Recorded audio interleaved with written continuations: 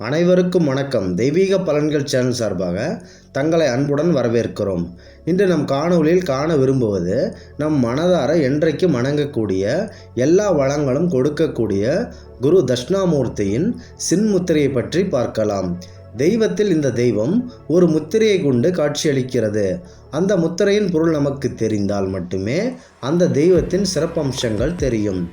நம் உடலில் உள்ள நம் கைகள் சாதாரண விரல்கள் என்று நினைத்து கொண்டிருக்கிறோம். அந்த ஒவ்வொரு விரல்களிலும் இறைவன் அழைக்கக்கூடிய ஈர்ப்பு சக்தி இருக்கிறது என்பதை நாம் முதலில் அறிந்து கொள்ள வேண்டும்.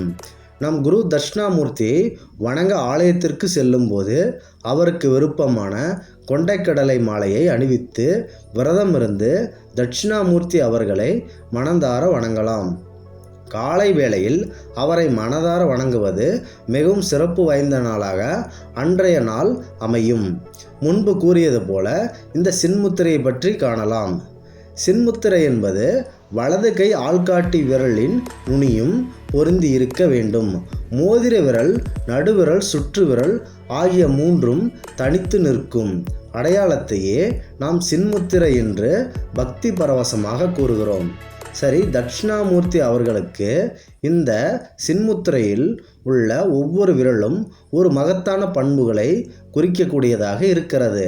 அப்படி அந்த விரல்களுக்கும் குறிக்கக்கூடிய விஷயங்களை பற்றி பார்க்கலாம்.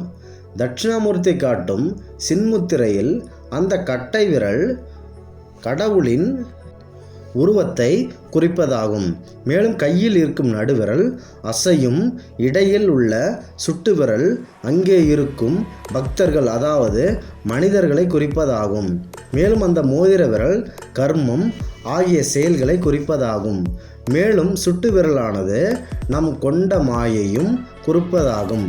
இவ்வாறு ஒவ்வொரு விரல்களும் ஒவ்வொரு குணாதிசயங்களை குறிக்கிறது. இந்த அனைத்து விரல்களிலும் உள்ள சின்முத்திரையில் கூறுவது என்ன?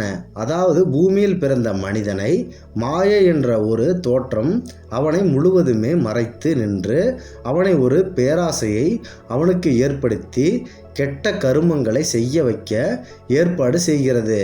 எனினும் இதன் அடிப்படையில் அவன் கெட்ட கர்மங்களை தொடர்ச்சியாக அவன் தவறான பாதையில் செயல்பட்டு அவன் மட்டுமல்ல அவனை சுற்றியுள்ள அனைத்து மக்களையும் நிரந்தரமாக அழிக்கிறான். மேலும் சமுதாயத்தில் ஏற்படும் சிக்கல்களுக்கு பெரும் காரணமாகவும் விளங்குகிறான்.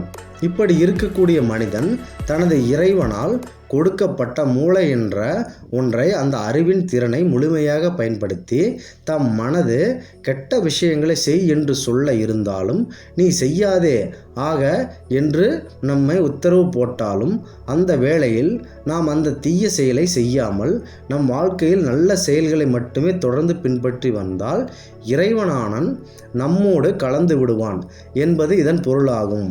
இதுவே சின்முத்திரை ஆகும். கடைகளில் கிடைக்கும் தட்சிணாமூர்த்தியின் சின்முத்திரையை அதனை வாங்கி அதன் சின்முத்திரைக்கு சந்தனமிட்டு குங்குமம் வைத்து சுண்டல் படையல் வைத்து வெள்ளிக்கிழமைகளில் குடும்பத்துடன் பூஜித்து வந்தால் உங்களுடைய தனிப்பட்ட வாழ்க்கையில் ஒரு நல்ல முன்னேற்றம் ஏற்படும். எனவே குருவின் சின்முத்திரையை பற்றி தெரிந்து கொண்டீர்கள். உங்கள் வாழ்க்கையை சிறப்படைய தெய்வீக பலன்கள் சேனல் சார்பாக வாழ்த்துக்கள். மீண்டும் ஒரு நல்லதொரு காணொளியில் உங்களை சந்திக்கிறோம். நன்றி, வணக்கம்.